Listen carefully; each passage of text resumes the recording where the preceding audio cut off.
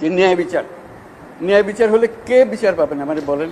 আপনারা বলেন যে আমরা মানুষ, আমি বাংলাদেশের মানুষ, আমার সাংবিধানিক অধিকার এই, আমাকে দিতে হবে।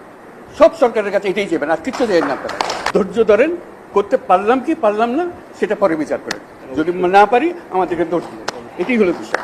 এই আশাটা গতকাল থেকে চেষ্টা করতেছে, সুবিধা করতে পারতেছে না। গতকাল এখানে আসারও কথা ছিল, গতকাল আপনাদের সঙ্গে বসারও কথা ছিল, সময় হচ্ছে না বলে এটা আজকে চলে এসছে।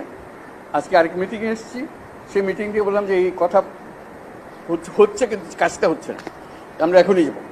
ওই অবস্থাতে চলে এসেছি, আবার ওই মিটিংয়ে গিয়ে যোগদান করবো। কাজে এই পরিস্থিতিতে আসার কারণটা হলো একটা বড় রকমের একটা বিভেদের আওয়াজ শুনছি, যেটা বিমানবন্দরে নেমেই যেটা বললাম যে এমন বাংলাদেশ আমরা করতে চাচ্ছি যেটা আমরা এক পরিবার, এটি হলো